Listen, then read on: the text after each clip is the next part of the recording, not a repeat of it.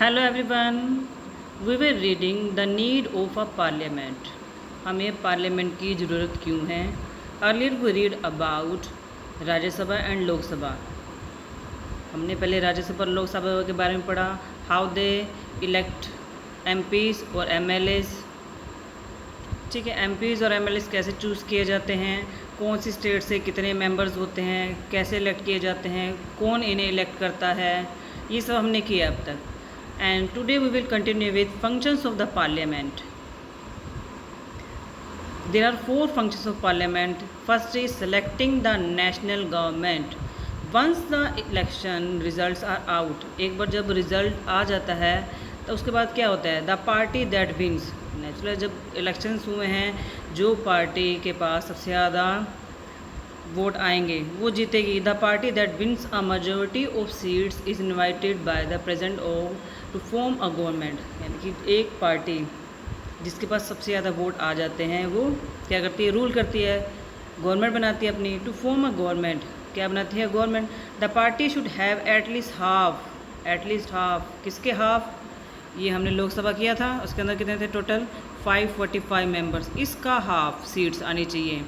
It means 272 members उसकी party में आने चाहिए। If no party gets a clear majority, अगर ऐसा होता है कई बार कि 272 मेंबर्स यानी कि वोट उस किसी भी पार्टी में नहीं जाते हैं, मान लो 26 गए, 206 गए, 258 भी गए, यानी कम आ रहे हैं 272 से, तब वो क्या करते हैं, then if no party gets a clear majority, then 2 or more political parties with similar objectives can come together to form a coalition government। तब वो क्या करते हैं, अपनी जो और एक साथ जो पार्टी होती हैं उनके साथ क्या कर लेते हैं, पैचअप कर लेते हैं, यानी कि उनके साथ मिलकर अपनी एक पार्टी बनाते हैं, एक गवर्नमेंट बनाते हैं, पार्टी नहीं गवर्नमेंट बनाते हैं, जो रूलिंग पार्टी कहलाती है। Political parties other than the ruling party in the parliament are called opposition parties.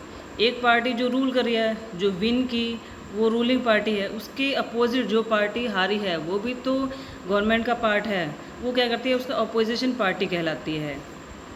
Then the executive is responsible. हमने एग्जीक्यूटिव के बारे में कहाँ पढ़ा है, पहले फर्स्ट लेसन में सेपरेशन ऑफ पावर्स में हमने एग्जीक्यूटिव के बारे में पढ़ा है। The executive is responsible for implementing the laws made by the parliament.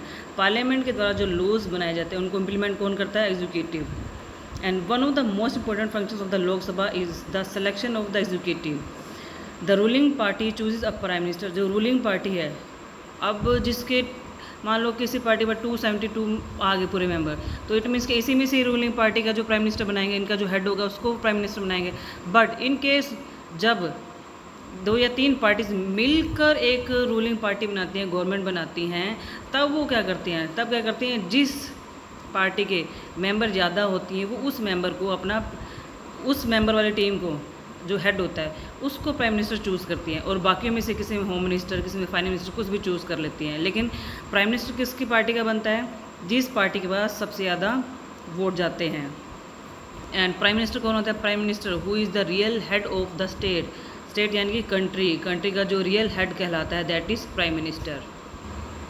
ही और शी, अब जरूरी नहीं है प्राइम मिनिस्टर कोई फीमेल या मेल हो, कुछ पता नहीं है, मेल भी हो सकता है, फीमेल भी हो सकता है, इसलिए कहा कि ही और शी अपॉइंट्स मिनिस्टर्स। वो क्या करते हैं, फिर आगे मिनिस्टर्स को अपॉइंट करता है। Coordinates the work of various department, अलग अलग जो डिपार्टमेंट हैं उनको कोऑर्डिनेट करता है। And advises the president and important matters में क्या करता है, प्रेसिडेंट को एडवाइस करता है।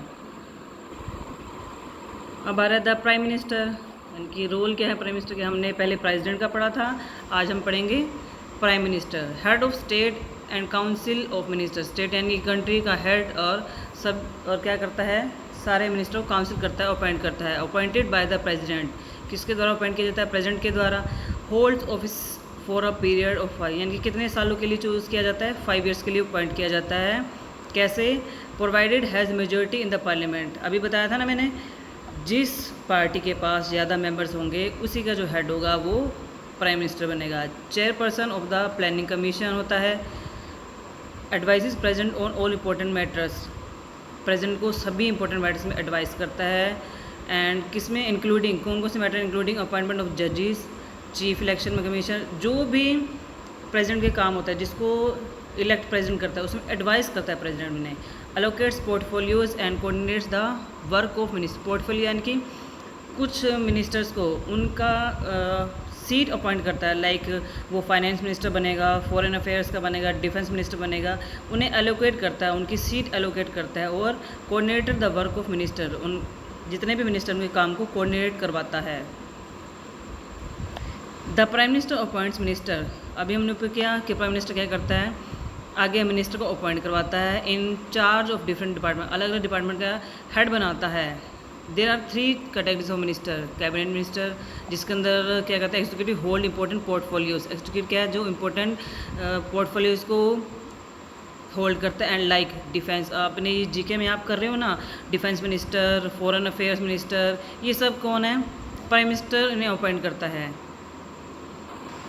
मिनिस्टर ऑफ स्टेट इधर hold and independent. Minister of state क्या, या तो अपना सेपरेट अपना काम संभालता है, या फिर वर्क अंडर कैबिनेट या कैबिनेट मिनिस्टर के अंडर काम करता है। And deputy ministers who support the minister of state and cabinet minister. The prime minister and his council of minister are jointly responsible. Prime minister और उसके जो minister हैं ये सब मिलकर जिम्मेदार होते हैं, जो भी डिसीजन लेते हैं उसके लिए सब मिलकर जिम्मेदार होते हैं। And this is known as collective responsibility, यानी कि मिलकर जिस काम को संभाला जाए that is collective responsibility. The members also choose a presiding officer that is speaker. वो सब मिलकर क्या एक स्पीकर, एक पर्सन को चूज करते हैं, तो स्पीकर कहलाता है। Who conducts out of proceeding as well as maintains order in the house. क्या होता है, जब मीटिंग्स होती हैं इन सब की, तो उनका एक हेड होता है, वो स्पीकर कहलाता है, जो इनके बीच में डिसिप्लिन को मेंटेन रखता है, पूरे हाउस को मेंटेन करके रखता है। इन दिस एब्सेंट, अगर स्पीकर एब्सेंस होता है, एब्सेंट है, देन कौन संभालता है, the deputy speaker presides over the proceeding in the house. उसके बाद स्पीकर के बाद कौन काम संभालता है, जैसे प्रेसिडेंट नहीं है तो उसके बाद कौन काम संभालता था, वाइस प्रेसिडेंट। उस तरह से स्पीकर नहीं तो डिप्टी स्पीकर जो है वो हाउस को संभालेगा। Second function is controlling, guiding and informing the government. Control करना, गाइड करना और इन्फॉर्म करना गवर्नमेंट को। One of the main aspects of parliamentary democracy is the executive is answerable to the legislature. Executive भी हमने पढ़ा था फर्स्ट लेसन में, लेजिस्लेचर भी हमने पढ़ा था। तो एग्जीक्यूटिव किसको आंसरेबल होता है, लेजिस्लेचर को। The government has to give an account of its policies and expenses incurred to the parliament. Government जो भी पॉलिसीज बनाती है या फिर उन पर खर्चा करती है उसको पार्लियामेंट में उसका जवाब देती है। The opposition plays a crucial, जो अपोजिशन पार्टी हमने पढ़ी थी ना, अभी अपोजिट पार्टी भी होती है, वो एक क्रूशल रोल प्ले करती है। इसका काम क्या होता है, गवर्नमेंट के काम पर क्रिटिसाइज़ करना, उसे बताना वो क्या सही कर रही है, क्या गलत कर रही है। जैसे आप कोई काम गलत कर रहे हो तो हम बार बार कहते हैं ना, आपने ऐसे किया नहीं, ऐसे नहीं करना चाहिए था। तो ये एक इंपॉर्टेंट रोल प्ले करती है। अगर कोई टोकने वाला ना हो तो अपनी मनमानी करेगी गवर्नमेंट। अब क्या, question hour and is first hour of every sitting. Question hour जो है, ये लाइन मिस होगी। Question hour and the zero hour are the 2 times during the day. 2 time होते हैं एक डे के अंदर जब उनकी मीटिंग होती है। Question hour and zero hour 2 time की मीटिंग टाइप हो गया उनका। Who relevant information can be sword from the government, यानी कि गवर्नमेंट जो भी इन्फॉर्मेशन करती है, देती है, जो भी प्लान करती है, वो सब इसके अंदर डिस्कशन किए जाते हैं। तो क्वेश्चन आर के अंदर क्या आ रहा है, क्वेश्चन आर जो होता है डे का फर्स्ट आवर में काउंट किया जाता है। ये नहीं कि पहले जीरो आवर आ जाएगा, क्वेश्चन आवर यानी कि क्वेश्चनिंग पहले की जाती है। When the minister answer question related to the operation of their respective, वो जो डिपार्टमेंट संभालते हैं उनसे रिलेटेड जो क्वेश्चन उनसे पूछे जाते हैं, यानी कि आपने कोई काम किया, कैसे किया, क्यों किया, गलत किया, जो कुछ भी पूछना होता है वो क्वेश्चन आर के अंदर उनसे क्वेश्चनिंग की जाती है। Then zero hour starts immediately, तो जीरो आवर्स क्वेश्चन आवर के इमीडिएटली उसके बाद जीरो आवर स्टार्ट हो जाता है। Question hour during this hour discussion over matters of public interest are held, यानी कि लोगों की ज़रूरतों से रिलेटेड उनको क्या नीड है, क्या उनकी जो नीड्स को पूरा नहीं किया जा रहा। फॉर एग्ज़ाम्पल किसी एरिया के अंदर वाटर फैसिलिटी अच्छी नहीं है रोड के लिए, या फिर और जो हॉस्पिटल की नीड है, ये जो पब्लिक नीड्स होते हैं इनके रिलेटेड जो होते हैं वो मीटिंग हेल्ड होती है, यहाँ पे उनके बारे में डिस्कशन की जाती हैं।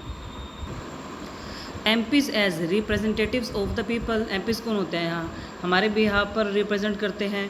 Play a key role in controlling and directing the government, एक मेन रोल प्ले करते हैं। और जो गवर्नमेंट डिसीजन लेती है, जो भी पॉलिसीज बनाती है, उनकी अपडेशन हमें कहाँ से मिलती है, इनके द्वारा हमें उनकी अपडेशन मिलती है। Third function is control on government finance. The parliament manage the finance of the country. Parliament क्या करती है, पूरी कंट्री के फाइनेंस को मैनेज करती है। Every year the finance minister represent the budget before the parliament, parliament के सामने बजट पेश करती है। And explains in details the internet expenses and probable returns, क्या क्या एक्सपेंसेस हो सकते हैं और क्या क्या रिटर्न्स आ सकते हैं, इनके बारे में डिटेल देती है। And the government tables before the parliament और proposal of new tax laws, और साथ में क्या करती है, नए टैक्स जो लॉज बनाती हैं उसके बारे में प्रपोजल लेती है कि हम यहाँ नया टैक्स लगा सकते हैं। और किस लिए बताते हैं, which are an important source of earning for the government, government का इंपॉर्टेंट सोर्स क्या अर्निंग का, टैक्स हैं, इसलिए नए नए टैक्स की जो नीतियाँ बनाई जाती हैं, क्यों, क्योंकि ये गवर्नमेंट के लिए पैसा लाती है। फोर्थ फंक्शन है लॉ मेकिंग, कानून बनाना है। As per the constitution the centre can make laws, constitution के आधार पर यानी कि संविधान के आधार पर जो centre can make laws on 97 subject. First lesson में हमने ये भी किया था, union list and concurrent list के बारे में पढ़ा था। तो 97 subjects in the union list में दिए गए हैं, उनके ऊपर क्या है, ये लॉज बनाती हैं, like railway, banking, currency, telephone, foreign affair etcetera, इनके ऊपर क्या करती हैं, ये लॉज बनाती है। As well as on the residuary subject not found in the other bill, कुछ ऐसे भी हैं जो अदर बिल्स में नहीं पाए जाते, उन पर भी ये लॉज बनाती हैं। It also has an authority to amend the constitution, amend यानी कि चेंजेस लाना कॉन्स्टिट्यूशन में, इनके पास एक अथॉरिटी, एक ऐसी भी पावर होती है कि वो कॉन्स्टिट्यूशन में चेंजेस ला सकती हैं। But in matters affecting the state, अगर कोई स्टेट से रिलेटेड कोई मैटर पे ये अपने लॉज बना रही हैं तो उसके लिए स्टेट की जो है रजामंदी ज़रूरी होती है, स्टेट एग्री हो, हाँ जी वो ये कोई लॉ बनाया जा रहा है कि स्टेट एग्री है उसके लिए, तभी वो लॉ बनता है। In case of national emergency, कभी देश पर कोई आपत्ति आ जाती है, नेशनल इमरजेंसी होती है, उस केस में या ब्रेकडाउन के स्टेट मशीनरी, गवर्नमेंट टूट रही है यानी कि गवर्नमेंट गिर रही है, उसे लोग पसंद नहीं कर रहे हैं, और if the matter of the national importance, अगर किसी देश के लिए कुछ ज़्यादा इम्पोर्टेंट है तो इन केस में पार्लियामेंट कैन मेक लॉज, तब पार्लियामेंट लॉज बना सकती है on the subject given in the, जो स्टेट लिस्ट में जो दिए गए हैं, टॉपिक दिए गए हैं, लाइक रेलवे, बैंकिंग, ये हमें दिए गए। इसके अलावा भी जो हमारे पास नहीं है पार्लियामेंट के अंदर, जो स्टेट लिस्ट में आते हैं, उन पर भी ये लॉज बना सकते हैं। किस लिए, जब नेशनल इमरजेंसी आती है, जब नेशनल इमरजेंसी आ रही है या फिर नेशन के लिए इम्पोर्टेंट है कुछ, तभी इन्हीं केस में ही वो स्टेट लिस्ट में आए गए टॉपिक पर भी अपने लॉज बना सकती हैं। The parliament also formulate laws on the 47 subject given in the concurrent list, concurrent list में जो 47 सब्जेक्ट दिए गए हैं उन पर भी लॉज बना सकती है। कौन कौन से ये सब्जेक्ट हैं, electricity, marriage, medical issue etcetera. Our last topic of this lesson is people in parliament. Nowadays more and more people from diverse backgrounds, आज की क्या है, लोग जो अलग अलग जगह से बैकग्राउंड से बिलोंग हैं वो भी एक्टिव होकर पार्टिसिपेट कर रहे हैं, किसमें, गवर्नमेंट के काम के अंदर। गवर्नमेंट जो भी फंक्शन कर रही है, जो भी काम कर रही है उसके अंदर पार्टिसिपेट कर रहे हैं। पहले ऐसा नहीं होता था। Regional parties have come into permanence, जो रीजनल पार्टीज़ हैं वो भी आगे आ रही हैं and are playing a crucial role in the decision making process. Government जो भी डिसीजन लेती है उसमें एक इम्पॉर्टेंट रोल प्ले कर रहे हैं। जो लोग अंडर प्रिविलेज सेक्शंस के अंदर आ रहे थे या माइनॉरिटी कम्युनिटीज़ में कम थे, यानी कि जो संख्या में कम थे, अछूत जिन्हें कहा जाता, जो भी हैं, अब वो भी आगे आ रहे हैं। उनके लिए भी पार्टीज़ में कुछ सीट फिक्स की जाती हैं, यानी कि वो उनके लिए सीट फिक्स होती हैं, उनकी सीट पर और कोई नहीं आ सकता। तो ये आजकल जो लोग हैं पार्लियामेंट में डे बाय डे अपनी जो एक्टिविटी हैं, पार्टिसिपेशन है, वो बढ़ाते जा रहे हैं गवर्नमेंट के काम के अंदर। अब क्या है, वो जो वुमेन हैं उनकी सीट्स के ऊपर, रिजर्वेशन की सीट के ऊपर भी डिबेट चल रही है कि औरतों के लिए भी पार्लियामेंट में कुछ सीट फिक्स होनी चाहिए। 60 years ago there were only 4% women's. 60 years ago, लगभग 60 साल पहले की बात है कि सिर्फ 4% वुमेंस की सीट होती थी एमपीज़ के अंदर। That is now grown to only 9%। इतने सालों के बाद भी सिर्फ 9% हुई है। इसलिए वुमेन की रिजर्वेशन जो सीट्स हैं उसके ऊपर डिबेट अभी तक कंटिन्यू है।